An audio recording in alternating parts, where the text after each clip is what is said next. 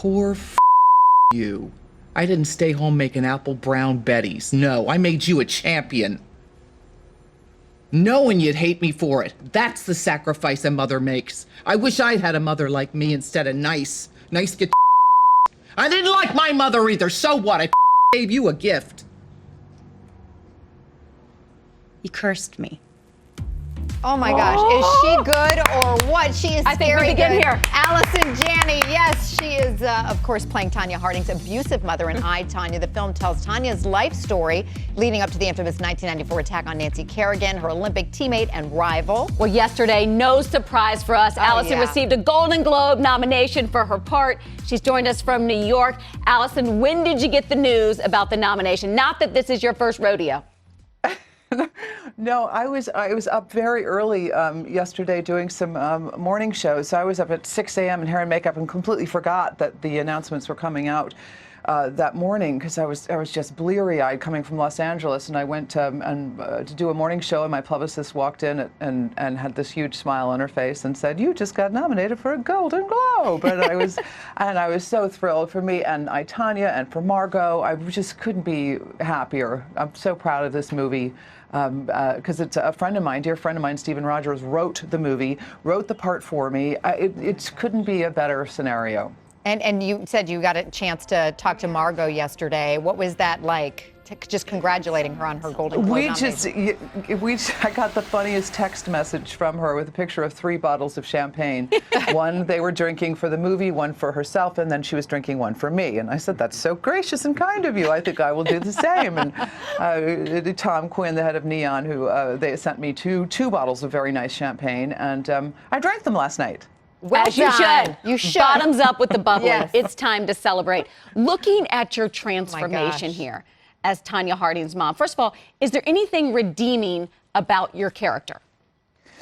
Yeah, that was my job, at least. Not to find anything redeemable, something I could relate to her, something that I could find her humanity is what I had to find. And I think she was a woman who was really angry at the world and resentful and felt that she deserved better than she got and thought she was going to help her daughter, prepare her for life's hard lessons and prepare her to be a champion. And so I just started to relate to that side of her. And I had to think that she had come from a family of abuse, as abuse tends to be, go from family to family, and it's cyclical. And so I had to put all those pieces together. But I found her humanity, and while I don't agree with her mothering techniques, I did find something that made her human and that I could be empathetic. Yeah, because Allison, I mean, there is tough love, but then there's abusive, and she was verbally abusive, even physically abusive to Tonya, right? Yes, yeah, very physically, and she would deny it, absolutely. I never got to actually meet the real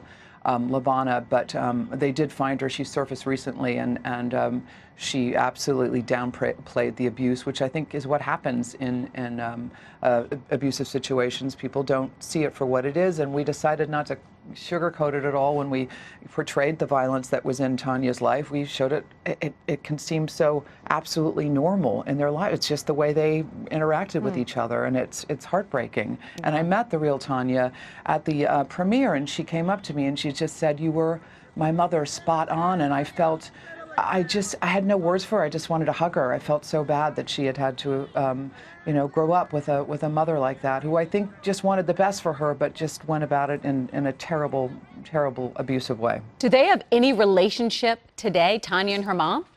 No, as a matter of fact, when Stephen Rogers was writing the script, he tried to find Lavana and tried on his own and asked Tonya, "Do you know where your mother is?" And Tonya said, "I don't know if she's alive or dead, and I don't care."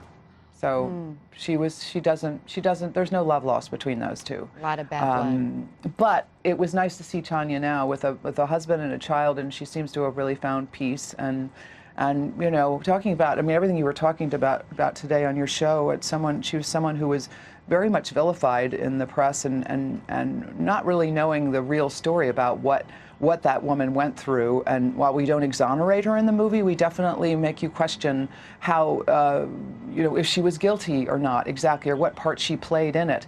And this is a woman who achieved a great deal in spite of her circumstances and being challenged financially, and she was considered to be on the wrong side of the tracks. and she was portrayed as one thing in the media. It was the advent of the 24-hour news cycle, and she was portrayed as someone who was evil, and Nancy Kerrigan was the ice princess, and that was the narrative that was fed constantly. But as you look at her life, and as Stephen researched it, you realize how much she was up against and what was going on in her world, and she was a woman that didn't fit into the mold of the figure skating image of what the figure skating community wanted their skaters to look like and be like. They wanted them to wear fur coats and have pearls and be, have boyfriends or husbands and come from good families, and Tonya just didn't fit into what they wanted her to be, and she was rebellious and headstrong and scrappy and achieved one of the greatest accomplishments in that sport, the triple axel. And whether or not she did it, I don't know, but you definitely will have a lot more empathy for her after seeing the movie, I think.